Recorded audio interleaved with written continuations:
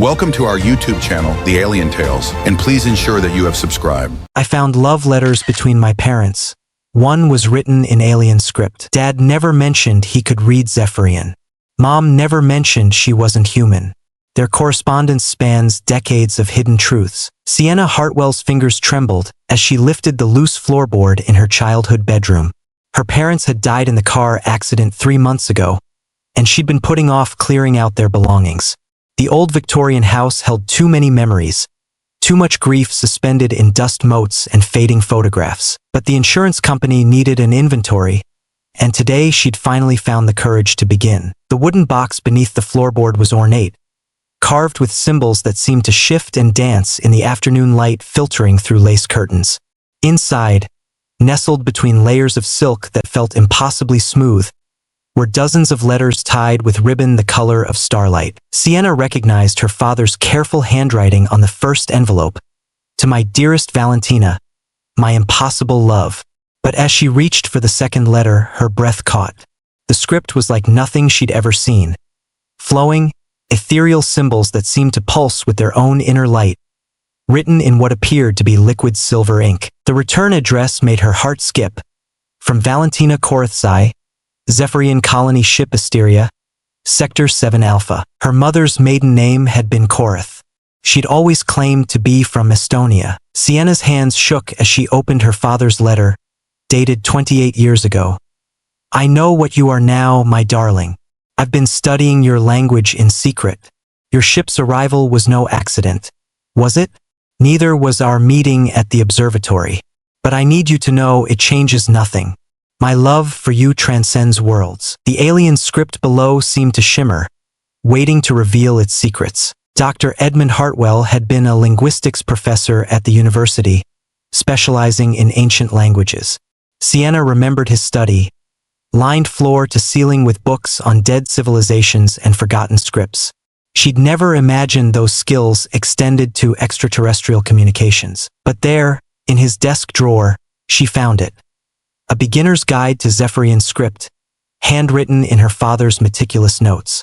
Margin annotations in 3 different ink colors, dates spanning decades, practice sheets covered in those flowing, luminescent symbols. Her father had been learning her mother's native language for over 25 years. With trembling fingers, Sienna began translating her mother's response, dated a week after her father's letter. "Beloved Edmund, your words make my dual heart sing across the void. Yes, our meeting was arranged by the council, but they could never have arranged what grew between us. I came to Earth as an observer to study your species before first contact. Instead, I found something my people believed impossible, a human who could touch my soul light." Sienna dropped the letter, her coffee mug shattering on the hardwood floor. Dual hearts, soul light, these weren't metaphors. She thought of her mother's unusually long fingers, the way her eyes seemed to reflect light differently in photographs, how she'd always been cold to the touch, how she'd hummed lullabies in a language Sienna had never been able to identify. The next letter was thick, containing what appeared to be photographs. But as Sienna lifted them, her world tilted sideways. The images showed a woman who looked exactly like her mother, but with skin that held an opalescent shimmer, standing before a massive crystalline structure that definitely wasn't on Earth. At the bottom, in her father's handwriting, "I understand now why you can never go home." The third letter was longer, written in both scripts side by side, her father's English and her mother's Zephyrian translation. It was dated 3 months before Sienna's birth. "My darling Val, I've been researching Zephyrian biology since you told me about the pregnancy.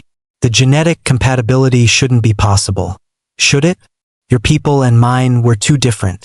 Yet here we are, creating something new, something unprecedented." Her mother's response was written in shaky script, both languages intertwined. "The council grows suspicious. They've detected the genetic anomaly, our child. Hybrid offspring were theoretical before now, deemed impossible by our greatest scientists. Sienna's existence proves that consciousness transcends biological boundaries, that love is truly a universal force." Sienna's hands went to her stomach, remembering childhood visits to the doctor, how her blood work always came back unusual, but never definitively abnormal, how she'd always been stronger than other children, how she could see in the dark better than anyone she knew. The letter continued, "But they see her as contamination, Edmund. The isolation protocol has been activated. If I return to Zephyr Prime, they'll sterilize the genetic line. They'll erase our daughter's hybrid nature from existence. I cannot let them destroy what we've created from love." Her father's handwriting grew urgent in the margins. "Then we disappear. We take new names, move somewhere remote. I'll give up my tenure, my research. We'll protect her together." But Sienna knew they hadn't run. She'd grown up in this same house, attended the local schools, lived a perfectly normal suburban life. At the bottom of her mother's letter, in fresh ink that seemed to glow, "The choice has been made for us. They've marked me as exile. I can never return home." The fourth set of letters was scattered with dates spanning Sienna's childhood. Her father's writing grew more paranoid with each entry. "Val, I saw them again today. 3 figures watching Sienna at the playground. They vanished when I approached, but I felt that electric charge in the air, the same one you emit when you're emotional. Are they your people?" Her mother's response was terse. "Monitors. The council may have exiled me, but they still observe. As long as Sienna appears human, remains unaware of her heritage, they leave us in peace. This is the bargain I struck for our family's safety." Sienna set down the letters, her mind reeling. She remembered those watchers. Tall, eerily graceful figures who seemed to appear whenever she displayed any unusual abilities. When she'd accidentally bent a metal playground slide at age 7. When she'd somehow known her teacher was having a heart attack before any symptoms showed.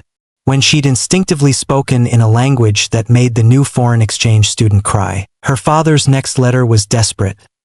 "She's getting stronger, Val. Yesterday she made the lights flicker just by getting angry about her math homework. The neighbors are starting to ask questions. Mrs. Chun saw her eyes glow when she was concentrating on her science project. I know, beloved. Her Zephyrian genetics are asserting themselves as she matures. We may not be able to hide her nature much longer." At the bottom of that letter, her mother had added a postscript in pure Zephyrian script. Sienna translated it slowly. "If something happens to us, if the council decides she's too dangerous, I've hidden the activation key. She'll need it to access her full heritage when the time comes. Look for the star map in her nursery." Sienna's nursery had been converted to a guest room years ago, but suddenly she remembered. The constellation wallpaper that had seemed to move when she wasn't looking directly at it. The guest room felt different now, charged with possibility.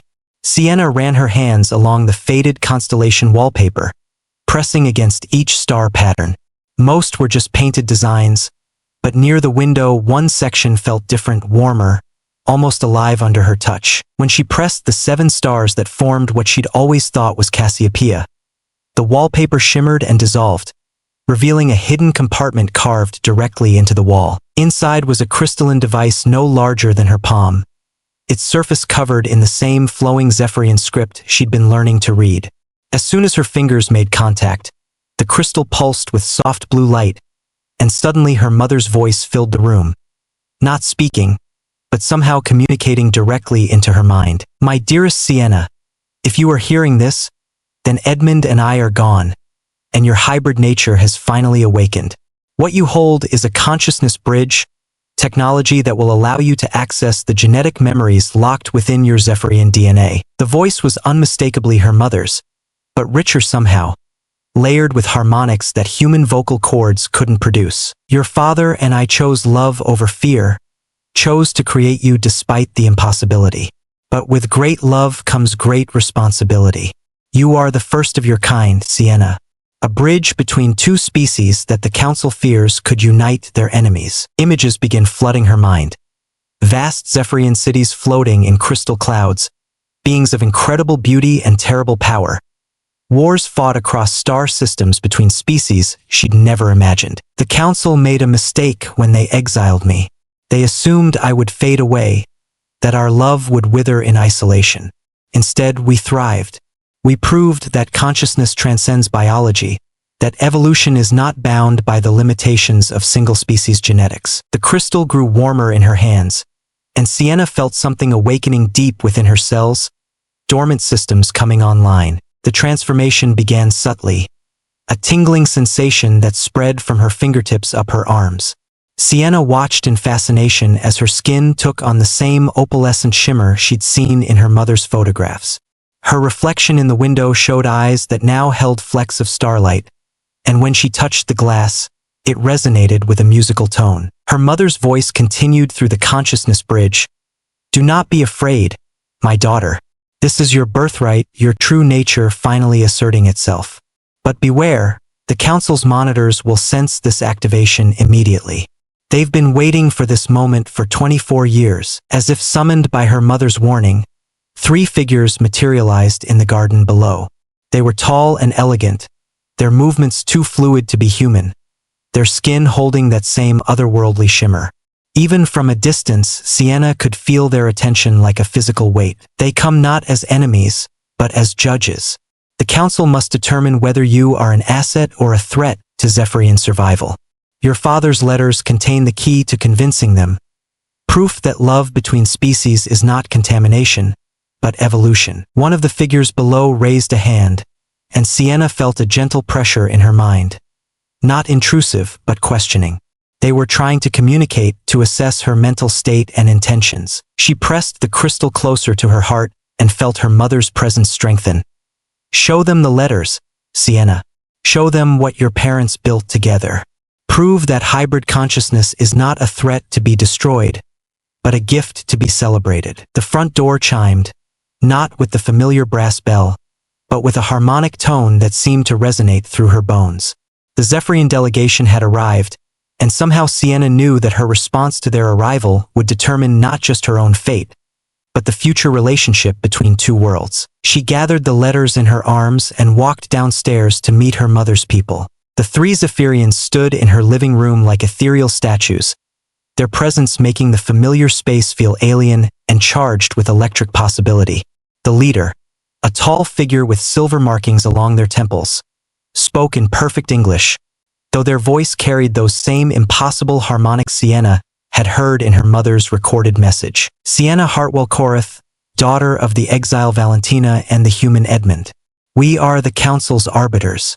We have come to assess the contamination risk you represent to our species." Sienna felt anger flare in her chest, and the lights in the room flickered in response. "Contamination? My parents' love was not contamination. Love," the second arbiter spoke, their tone carrying skepticism that rang like crystal wind chimes, "is a human concept. Zephyrians bond through soul resonance, a meeting of consciousness that cannot occur across species barriers. What your parents experienced was biological attraction, nothing more." "Then explain these," Sienna said, spreading the letters across her coffee table. The Zephyrian script seemed to glow brighter in the presence of the arbiters. 25 years of correspondence. My father learned your language to communicate with my mother's true self. She risked exile to protect their hybrid child." The third arbiter moved closer, their long fingers hovering over the letters without touching them. "The exile's communications with the human are known to us. They prove only that she had abandoned her Zephyrian nature, not that true soul resonance occurred." Sienna felt her mother's crystal pulse against her ribs, where she'd hidden it beneath her shirt. The device was warm now, almost burning, and she sensed it was recording this interaction. "Read this one," she said, selecting her father's letter from Sienna's 5th birthday. "Tell me this is just biological attraction." The arbiter's expression remained neutral as they read, but Sienna noticed their skin shimmer shifting from cool blue to warm gold, an emotional response they couldn't quite suppress. The letter contained her father's description of watching Valentina teach Sienna to sing Zephyrian lullabies, how her mother's entire being had glowed with joy when their daughter had harmonized in perfect pitch despite never hearing the songs before. "Soul resonance across species barriers is theoretically impossible," the lead arbiter said, but their voice held less certainty now. "Our greatest scientists have proven that consciousness cannot bridge such vast evolutionary gaps." Sienna stood, feeling power coursing through her hybrid genetics. "Then your scientists were wrong. I am living proof that consciousness transcends biology. Watch." She placed her hands on 2 of the letters, one written by her father in English, one by her mother in Zephyrian script. As she touched them simultaneously, something extraordinary happened. The room filled with soft, golden light, and suddenly the arbiters could feel the emotions embedded in the paper. 25 years of love, longing, fear, hope, and unshakable devotion flowing between two beings who should have been incompatible. The second arbiter staggered backward, their carefully controlled expression cracking. This is not possible. We are feeling human emotions. Our consciousness is touching theirs across the barrier of death. Because love is the universal language, Sienna said, her voice carrying new harmonics as her hybrid nature fully awakened. My parents proved that consciousness doesn't recognize species boundaries when souls truly connect. They created something your science said was impossible, me. She pulled out the consciousness bridge, and the crystal's light intensified. Her mother's voice filled the room, speaking in pure Zephyrian now. Council arbiters, witness the truth your fear has hidden. My daughter is not contamination. She is evolution. Through her, our species could learn to connect with consciousness beyond our own kind. She is the bridge to a universe of understanding we never imagined possible. The lead arbiter's silver markings began to pulse in rhythm with the crystal.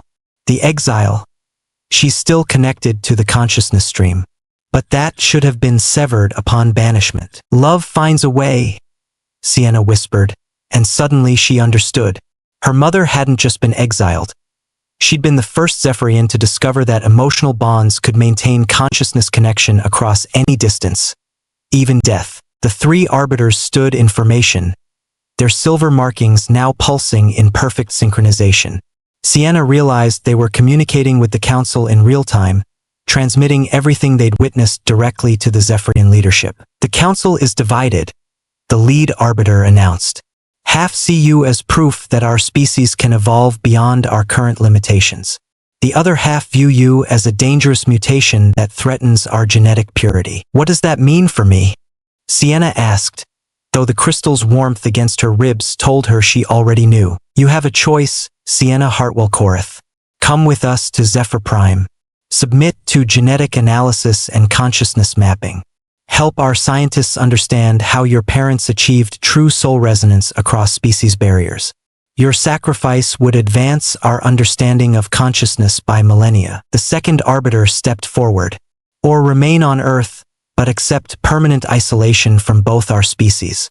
The consciousness bridge must be destroyed, your hybrid abilities suppressed. You would live as a human, but never fully belong to either world. Sienna felt her parents' love surrounding her like a warm embrace. In the letters scattered across her coffee table, she could see their entire story. Two beings from different worlds who chose love over fear, who created something beautiful despite the impossibility. There's a third option, she said, her voice growing stronger. I could do what my parents did. Stay here but not hide. Become living proof that consciousness evolution is possible. Show both our species that love transcends biology. The third arbiter, who had remained silent until now, spoke. That path would make you a target. Both species have factions that would see you destroyed rather than accept what you represent. Then I'll face them the way my parents did. Together with those who believe love is stronger than fear. Sienna pressed the consciousness bridge to her heart and felt her mother's presence intensify. Around the room, the air began to shimmer as other presences made themselves known. Humans who had loved Zephyrians, Zephyrians who had found connection beyond their own kind. Her parents hadn't been alone. They'd been the beginning of something larger. 3 months later, Sienna stood before the United Nations Assembly, the consciousness bridge glowing softly in her hands. Behind her, a holographic display showed images from both Earth and Zephyr Prime, two worlds on the verge of first contact, guided by the bridge her parents' love had built. My name is Sienna Hartwell-Korath, she began, her voice carrying harmonics that resonated in both human and Zephyrian hearing ranges.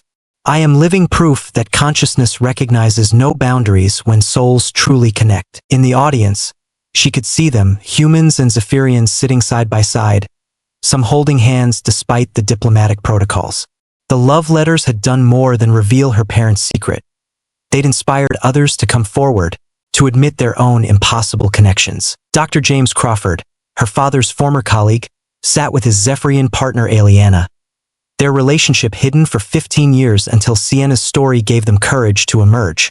Ambassador Sarah Martinez held the hand of her husband Vortak, whose exile had been reversed when the council realized how many of their people had found love beyond their species. The Council of Zephyr Prime and the United Nations have asked me to serve as humanity's first consciousness ambassador, Sienna continued, to help both our species understand that evolution doesn't end with biology. It begins there. She activated the consciousness bridge, and suddenly everyone in the assembly could feel it. The connection that had sustained her parents across impossible odds. The love that had created her against all scientific probability. My parents left me more than letters, she said, tears of joy streaming down her face. They left me proof that love is the universal constant, the force that connects all conscious beings across the cosmos. Today, we stop hiding from that truth. Today, we embrace the impossible. In the letters scattered across her childhood home, her parents had documented more than their love story. They'd mapped the future. A universe where consciousness could connect across any boundary, where love truly was the bridge between worlds. And Sienna was just the beginning, the end.